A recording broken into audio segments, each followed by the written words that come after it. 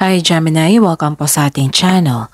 At ito ang inyong daily gabay tarot reading for October 13, 2024. Please be reminded kung naka-resonate kayo, comment down. Kung hindi kayo naka-resonate, ibigay niyo po sa iba kasi channel reading po ito. This is for you, Gemini, ngayong October 13, 2024.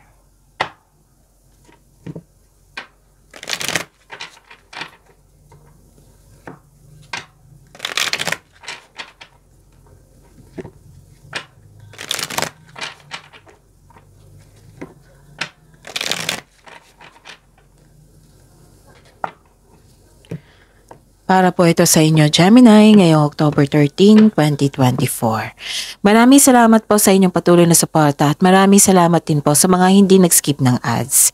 Gamitin ang reading na ito bilang gabay lamang sa mga hindi pa nag-subscribe. Subscribe na po kayo at click bell notification para malaman nyo na may bago tayong video. Para sa mga gusto magpa-reading po, may lumabas dyan sa screen nyo ngayon. Panoorin nyo po at sundin ang instruction. Calling the attention sa mga suki ko dito na Gemini. Open na po ang inyong monthly gabay tarot reading for October 2024. May 6 months from now reading tayo at love life reading po. So message me Gemini for schedule. Maraming salamat po. Spirits Guide, mga ganap po para kay Gemini ngayong October 13, 2024. I need 3 cards po.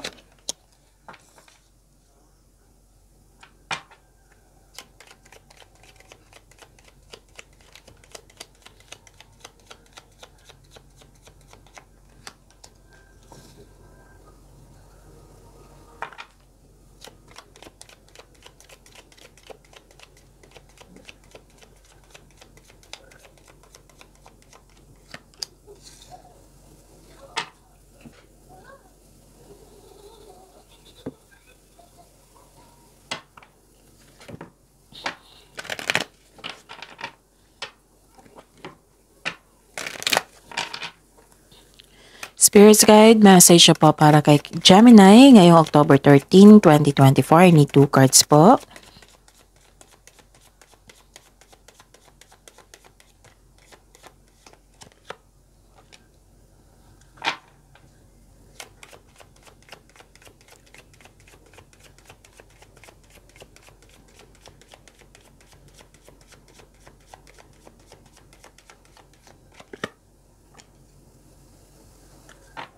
Okay. Gemini.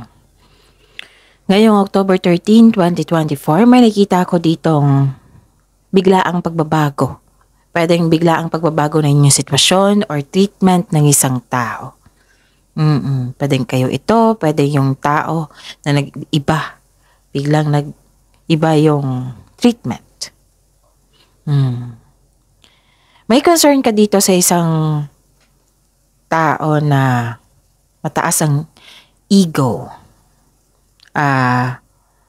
Pwede din na, itong taong ito hindi siya madaling kausap. Pwedeng naalala mo siya. Nakikita ko rin dito na gusto mo mapag-isa. Gusto mo gusto mo mapag-isa para makapag-isip ng mabuti, para ma-re-energize kayo, para sa pagbalik nyo, productive na kayo. At may solusyon na kayo. Ganun. Magkaroon ng solitude dito. At saka, nakikita ko dito na some of you labas-pasok sa isang malaking building or nagpaplano pa na may napupunta sa isang malaking building para may asikasuhin. So, may biglaang pagbabago dito ha. Maging handa. Okay? At may separation of responsibilities dito. Parang nagbabudget kayo dito. Pwedeng separation of responsibilities. Pwede din separation na literal na nag-separate. Yung hindi makausap. Pwede din separation na like pupunta ka sa malayong lugar kasi kailangan para sa nagkaroon ng long distance relationship. Pwedeng may ganap na ganyan. Okay? Oh, so this is good kasi ang pagbabago na ito, itong biglaang pagbabago is a change for the better. Kasi may nakita akong good news din dito. At ang good news na ito, mag-change yung cycle ng buhay nyo. And may nakita rin ako ditong buntis ng anak, may parating na baby, pwedeng ikakasal or kasal. Itong good news na ito ay i-announce mo siya sa grupo ng tao. Pwedeng sa kasamahan mo, sa friends mo, sa family mo. At nagulat sila. At pwede din sinimulan mo na yung ano mo, na yung matagal mo ng desisyon, binigyan mo na ng aksyon. Kasi this is also a movement, transformation, transition, paglalakbay. Pwedeng ganito. Okay. So may nakita ko ditong paglalakbay para mag-abroad or lumipat sa malayong lugar. Ganon. So, dalawang card dito nagsabi dito na may new beginning. May changes po. Gemini.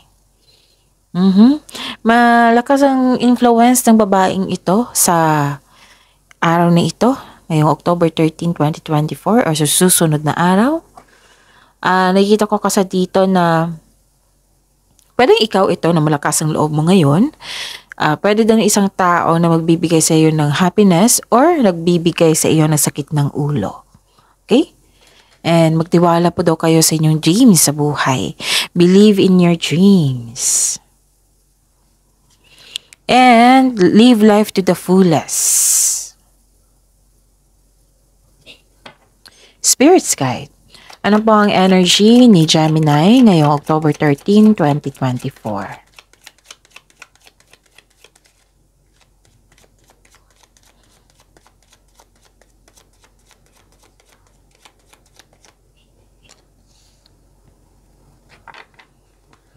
The clarification of this card po.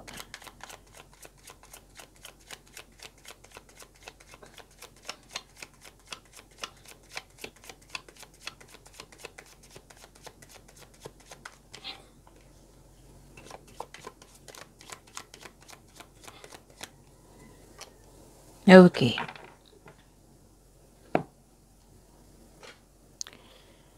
Sa mga may oras dyan kung gusto nyo po, Gemini, panoorin niyo po yung last 4 days kabay tarot reading niyo po. Like for example, napanood niyo ito ngayong October 13, 2024. Panoorin niyo po yung October 12, 11, 10, 9. Kung may narinig kayo or may nakita kayong repeating message, kailangan niyo po iyan bigyan ng atensyon. Kung maaari, bigyan niyo po ng solusyon at aksyon. Remember, Gemini, at the end of the day, alam mo na ikaw lang ang taong may kakayahan at responsable na gumawa ng sarili mong katotohanan at kinabukasan. So ano yung energy mo? May nagkasundo. Nagkasundo kayo sa isang tao. Promises, long-term agreement, pwedeng ganun. Pwede din na, partnership ito Pwedeng sa pagbuhay, pag-ibig. Kasi may nakita ko ditong kakasagot mo lang sa kanya or kakapasok nyo lang sa relasyon. Or may namuong relasyon dito. Kasi itong card na ito nagsabi dito na it symbolizes shared feelings and mutual attraction. So mostly romantic partner ito. Romantic partnership ito. So this is called a destiny card. So isang malaking good news ito sa mga single dyan. Maghanda dahil parating ng nakatadhana sa iyo. Pwede din ito sa business partnership, pwede din sa may binigyan ka ng job opportunity ng isang tao. So grab mo na yung opportunity na ito dahil may nakita kong financial growth dito pag bigyan mo ng focus at sipag. Basta planuhin ng mabuti at sipagan sa araw-araw, syempre. Okay? Gemini. Yon. Pagmamahalan din ang nakikita ko dito. Maaari din may kakapasok lang sa relasyon, pwedeng nagkabalikan, Kasi may nakita kong reunion dito. May nakita rin ako ditong isang, anong tawag dito? Kasal. Nag-agree kayo na magpakasal kayo, ganun. Or may ganap talaga na kasal ngayon. Actually, ang ilan sa inyo dito, nagkaroon ng loss of faith, yung nawalan ng pag-asa dahil sa pagkakasundo. Oo. Pero magkakaroon ito ng pagbabago. Okay? Ano pa? So, be confident. Ang ilan dito, napahinaan ng loob. Be confident po daw kayo. Huwag po daw kayo mag-give up. Tapusin nyo yung mga gawain nyo. Magtiwala sa inyong sarili. Kasi ang sabi ng card dito, inspiration is on the way. Huwag kayong mag-give up. Lalo na sa mga naghihintay dito, sa mga single, naghihintay ng meant to be nila. Huwag po daw kayong mag-give up. And sa mga couple dito or sa mga partnership dito, pwede din sa career and money nyo. Kasi may sabi ang card nyo dito, inspiration is on the way. Huwag kayong mag-give up. Your body and soul will heal, but that healing will take time. Tamang-tama to sa message nyo. This is a clarification. Dreams do come true. The advice is be inspired. Dreams do come true. Again, dreams do come true. All your dreams are coming true. Okay? Yon. So, heal the past and feel hopeful for the future.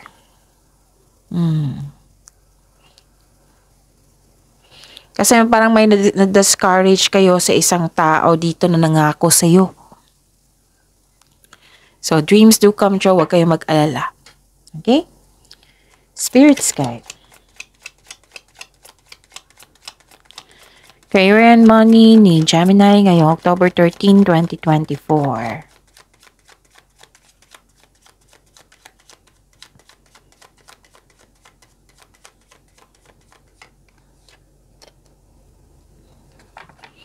And the clarification po,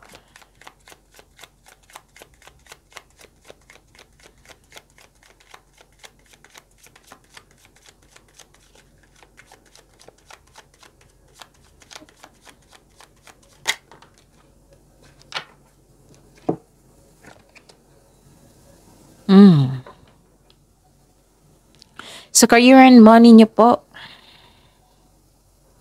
Okay. You are moving forward. You are moving forward. This is a hope sign.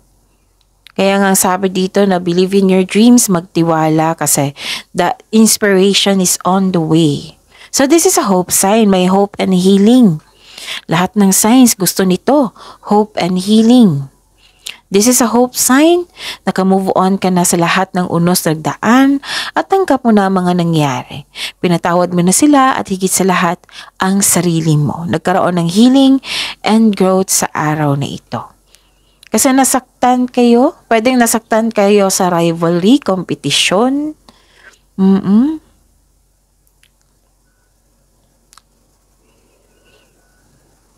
Pwedeng may na loss of, what I meant is, pwedeng loss of connection kasi nagkaroon ng away.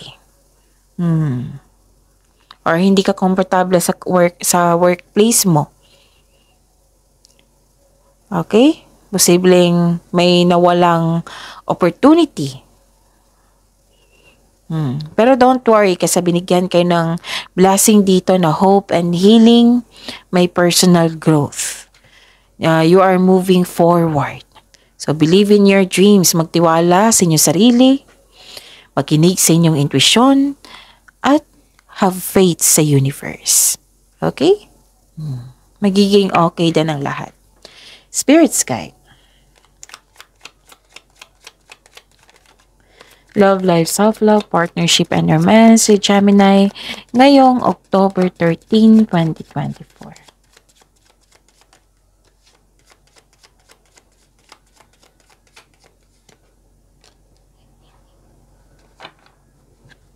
The clarification of this card po.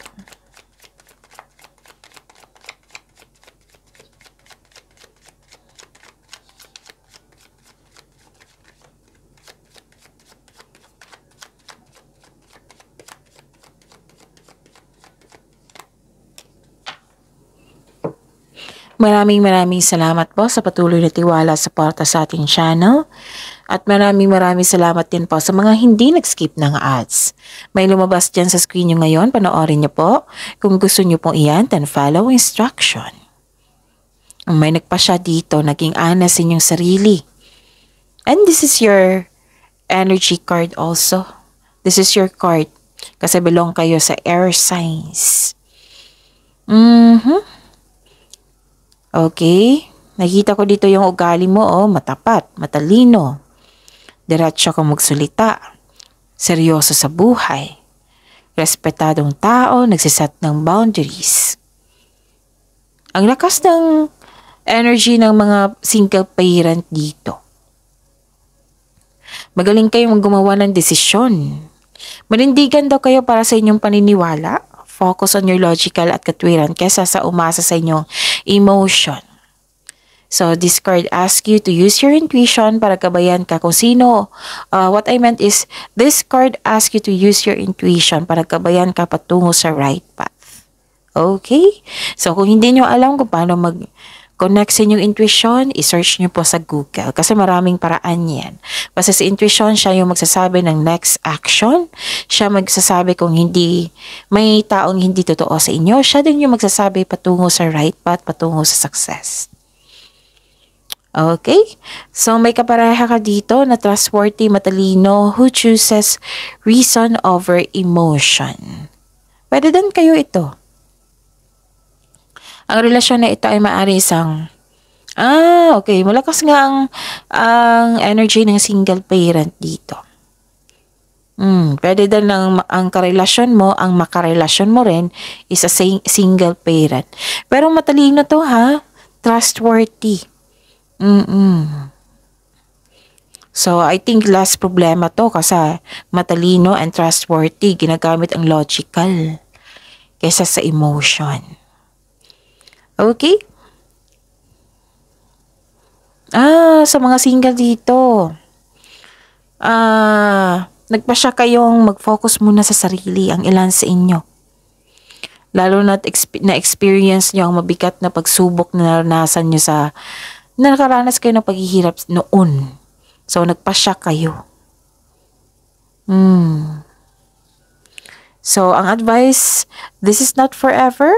You're learning important things about yourself to bring into your next relationship. Kahit kahit nag-decide ka na gusto mo mapag-isa muna, mag-focus sa sarili, may darating talaga sa inyo, may nakatadhana sa inyo. Gemini. Kahit anong iwas nyo. Okay? You deserve to be loved, Gemini. So, i-process mo lang itong mga decision mo, yung naramdaman mo noon. So, kung old emotions ito, i-let go mo na yan. Kasi pagbabago na ngayon, present na. Parang mas maganda yung mas maging brighter yung future natin. Okay? Okay.